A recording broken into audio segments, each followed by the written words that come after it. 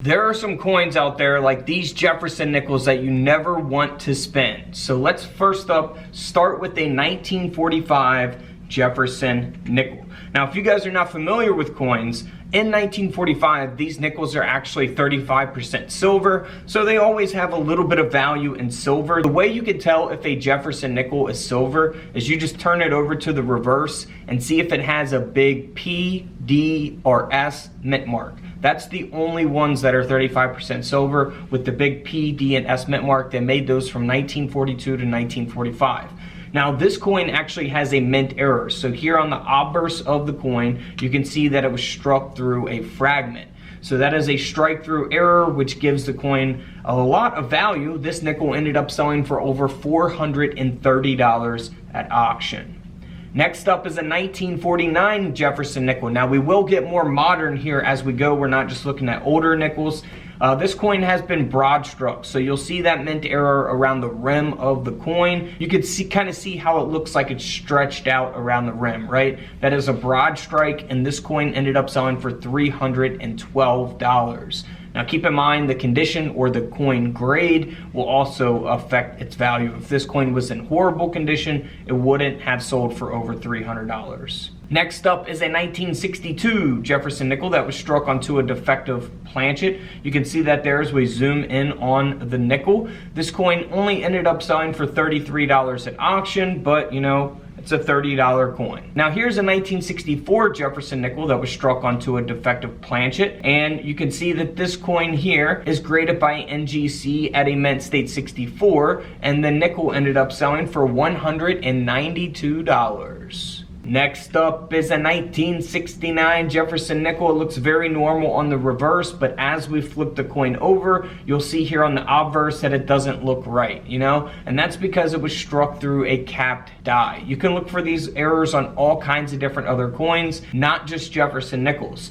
This coin sold for a little over $50. Here's something you always want to look for on your coins as well. It's a 1970 nickel that has die breaks. So it has a couple different things going on for this coin. So first up, at the top of the coin, you can see that die break, which we also refer to as a cud, die break, same thing. Now you also see at the bottom of the coin, it has another die break. So it's interesting that it has two die breaks. Most of the times if you do find one, it's only gonna have one. So this has two, and it also has been struck through debris here on the reverse of the coin. So you can see that as well. Now this coin, even though it's graded at an AU50, it's still sold for $94 because of those errors taking place on it. So that's something you can look for on pennies, nickels, quarters, and dimes as well. So feel free to always inspect your coins very, very closely. Now this same coin here that sold for $94 looks like it has been regraded by NGC.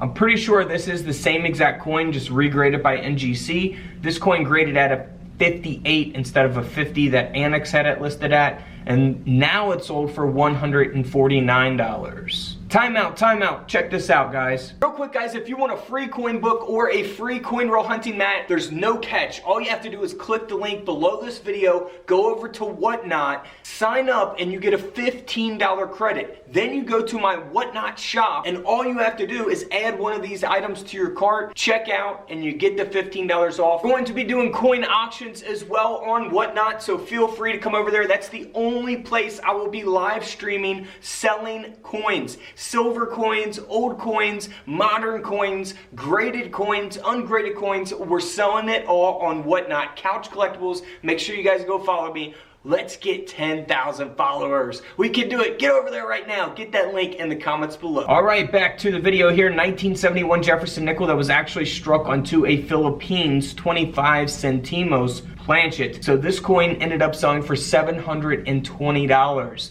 because we have the nickel design that was struck onto a Philippines coin planchet. So super rare error there, over 700 bucks.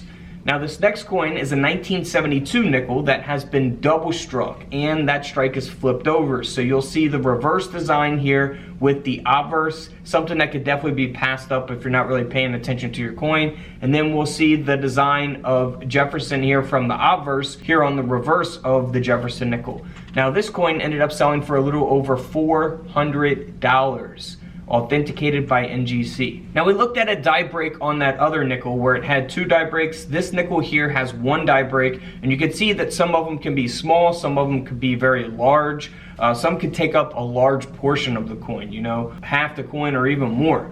This coin ended up selling for $57, graded by Annex. Now here is a die break again, but you'll see it wraps around the rim of the coin there at the top of the Jefferson nickel. Now that's pretty cool. This coin ended up selling for around $150 at auction, graded by NGC. Now here's something to look for as well, you can look for on all kinds of different coins, is a lamination error. So this nickel has a couple different things going on. It's been struck through here on the obverse of the coin, and then it also has a folded lamination. So this Jefferson nickel ended up selling for around $80 at auction because of those mint errors and because of the grade. Now here is a coin that sold for nearly $2,000 at auction.